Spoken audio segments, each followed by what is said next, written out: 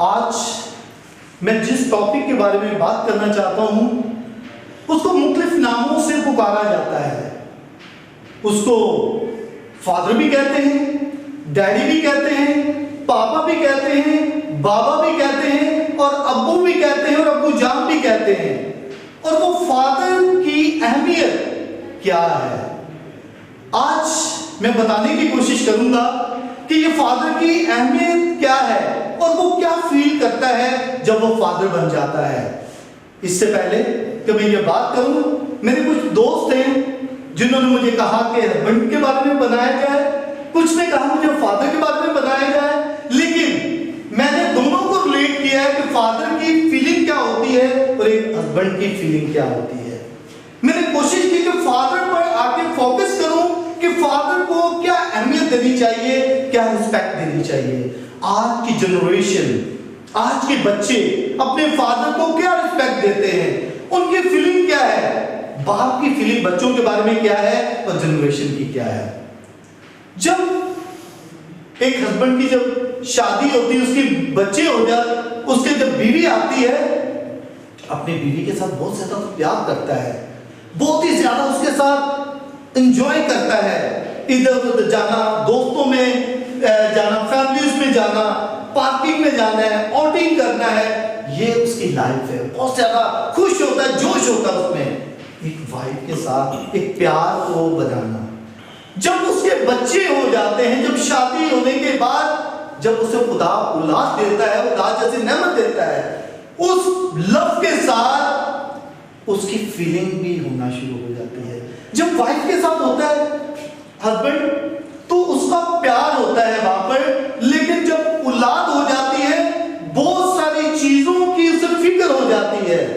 जब शादी होती है ना, हस्बैंड अगर जॉब ना भी मिले वाइफ के साथ तो खुशी होके, उसे पता है कि मेरे बॉस ने किसी बॉस की आवाज सुनते वो कभी नहीं, क्योंकि अगर एक जगह दी जॉब तो दूसरी जगह चले जाते हैं जॉब करने के लिए, उसकी जॉब की परवाह नहीं होती, उसे तो बीवी का एंजॉयमेंट और खुशी उसकी बचाता है कि वो खुश हो ताकि हम एंजॉय करते रहें। लेकिन जब एक हस्बैंड, जब बच्चे हो जाते हैं, बाप बन जाता है, वो फील करता है कि मेरी औलाद क्या अहमियत है। हमेशा जो एक फादर है उसको बच्चों का फिक्र होना शुरू हो जाता है। वो वाइफ को कम भी तवज्जो देता है, बच्चों पर ज्यादा उनकी लाइफ होना शुरू हो जाती है। वाइफ के साथ तो जो एंजॉयमेंट थी पहले, लेकिन जब बच्चे होते हैं वो फील करना शुरू हो जाता है। उसका प्यार जो है थोड़ा कम हो जाता है, लेकिन प्यार तो करता है, लेकिन बच्चों की फीलिंग, अगर उसका बॉस उसे डांटता भी है, कुछ भी करता है, जब जॉब करता है वो करता है, इवन के रोडों से कचरा भी उठाना हो, वो बच्चों की सेहत के लिए, उनको खाने पीने के लिए ला के देना एक बाप करता है। बाप जो है हमेशा उसकी जो फीलिंग है, उसकी जुर्रत जो है, वो खुदा उसे और भी ज्यादा दे देता है। अगर कोई नशाबाजी में होता है या बहुत ज्यादा कोई गलत कामों में होता है, जब औलाद हो जाती है वो तमाम चीजें छोड़ देता है और वो उसकी तगोदो में रहता है, इसको मुझे कैसे अपग्रेड करना है, मुझे अपने बच्चों को कैसे अच्छी नशोनुमा देनी है, अच्छी तालीम देनी है, अच्छा मकाम देना है, ताकि दुनिया में एक नाम पैदा करे, मेरा भी, अपना भी और इस दुनिया में जो आया है उसके लिए भी। बाप की सोच जो है, एक बाप जो है हमेशा बच्चों के लिए कुछ भी करना पड़े, चोरी भी करनी पड़े, बच्चों की खुराक के लिए वो करता है। शायद बच्चे ये महसूस नहीं करते कि उनके बाप जो है कितनी मेहनत करते हैं। एक फादर जो है कितनी तगोदो करता है उनकी खुराक के लिए, उनकी तालीम के लिए, उनकी नशोनुमा के लिए, उनकी आगे अपग्रेड करने के लिए, वो दुनिया में आया है कुछ बन जाए। लेकिन शायद औलाद इतनी सोचती नहीं, वो एंजॉय करती है, एंजॉयमेंट उसको मिलती है, डिमांड करती है अपने फादर से, ये भी करो वो भी करो। शायद आपने बच्चों, मैं आपसे पूछता हूं, कभी आपने अपने बच्चों, अपने फादर्स की फीलिंग को महसूस किया है?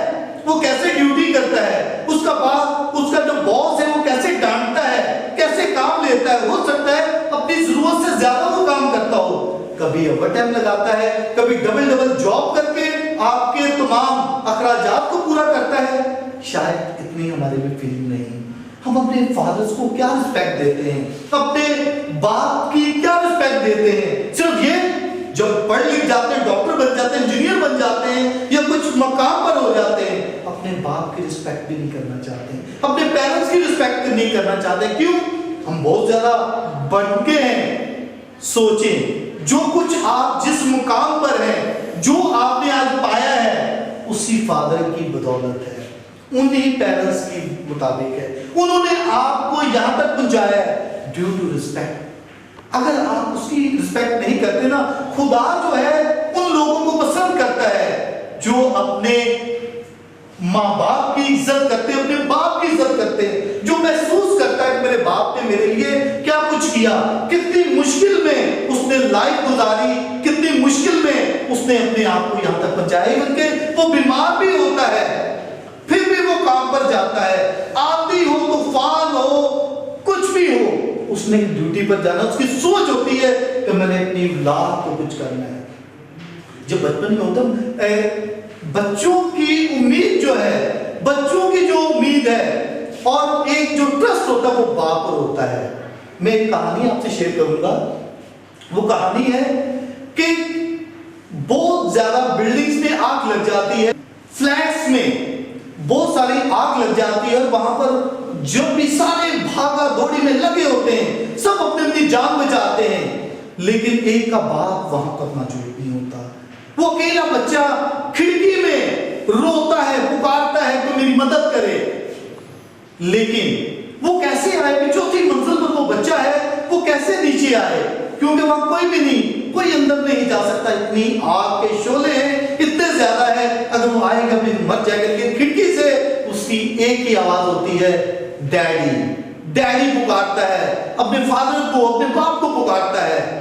और आखिरकार वो बाप जो है वो पहुंच जाता है वहां पर। इतनी आग होती है, लेकिन उस बेटे का ट्रस्ट जो है वो अपने बाप पर होता है। जब बाप आता है, वो सारे उसे मना करते हैं, ऊपर जाना चाहता है कि मैं अपने बेटे को बचा लूं, लेकिन सब उसे मना करते हैं, आप भी जाएंगे, उसकी जान जाना। कहना नहीं, मुझे खुदा पर भरोसा है, मेरा बेटा जरूर आएगा और वो बच जाएगा।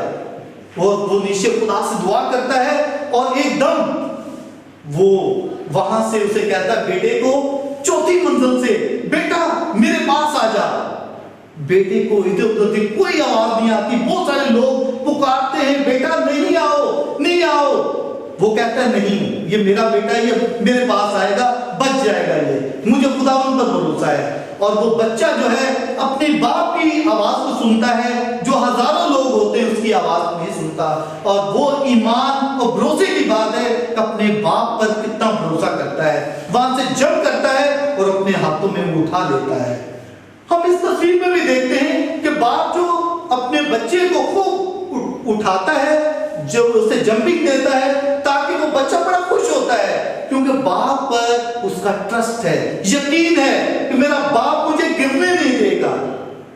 और कभी भी बाप जो है उसकी जो फील है, अपने बच्चों को कभी भी गिरने नहीं देता, अपने बच्चों को हमेशा अपग्रेड रखना चाहता है। कभी भी कोई मुश्किल हो जाए, कभी परेशानी हो जाए, बाप कभी भी इधर उधर नहीं होता। हमेशा बाप जो है उसको कभी भी इधर उधर नहीं करता।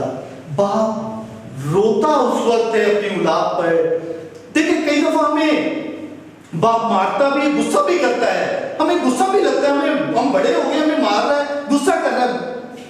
वो आपको सुधारना चाहता है, एक अच्छी राह पर चलाना चाहता है, इसलिए बाप आपको मारता भी है, डांटता भी है, कई दफा गुस्सा भी करता है। लेकिन कभी आपने देखा है वो रोता भी है। क्यों रोता है बाप? एक दफा उस वक्त रोता है जब बेटी उसकी अपने घर से दूसरे घर में जाती है, शादी होती है, बाप उस वक्त रोता है। दूसरे नंबर पर बाप उस वक्त रोता है जब बेटे या उसके बच्चे नाफरमान हो जाते हैं, जो उसने उनके लिए फॉर्मेशन की वो नहीं होती, उस वजह से बाप रोता है। तीसरे नंबर पर जब वो रिस्पेक्ट नहीं करता या उसको छोड़ देते हैं, अपनी लैदा डिमांड करते हैं, हमें लैदा घर दे दो, बीवी आ गई, उसके साथ रहना, माँ बाप की फिक्र नहीं करते, उस वक्त रोते हैं। माँ बाप को उस वक्त ख्याल आता है कि मेरे बच्चे कहां पर हैं, क्या हमने उनकी फीलिंग को महसूस किया कि आज मेरे माँ बाप जो है या मेरा बाप जो है परेशान है, किस हाल में है? क्या मैं उसका भी पूछूं?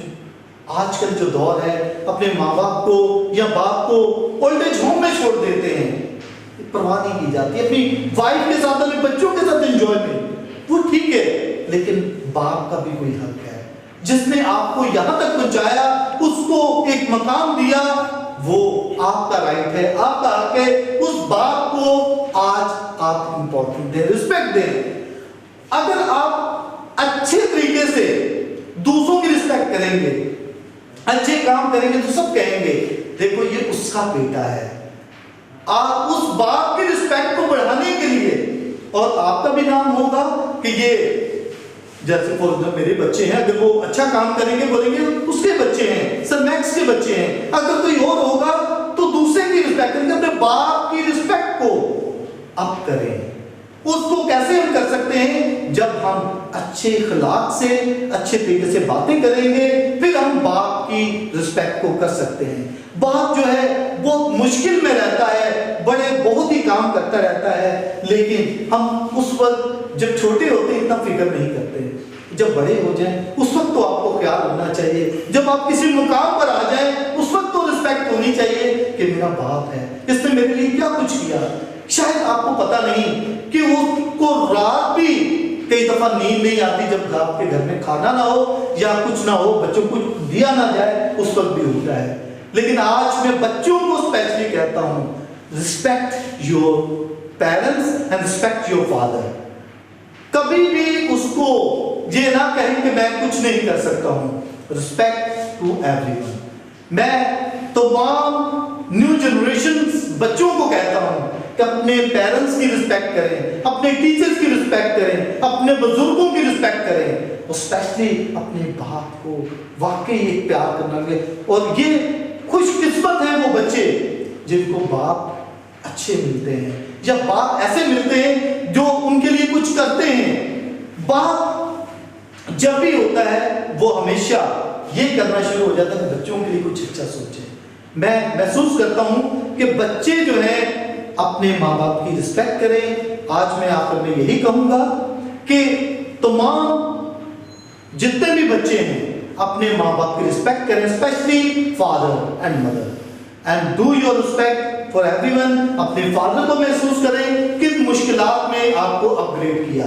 आखिर में मैं आप सबको थैंक यू कहता हूं कि मेरी आप वीडियो को आपने देखा और देखते रहते हैं, और मुझे कमेंट्स भी करते हैं, लाइक भी करते हैं, और मैं ये कहता हूं कि ये शेयर भी करें ताकि दूसरों तक भी ये पैगाम पहुंच सके, ताकि अपने माँ बाप को किस तरीके से रिस्पेक्ट करनी है, स्पेशली फॉर फादर, कि अपने बच्चों को उसको फील जो करते हैं वो कर सके। Thank you so much.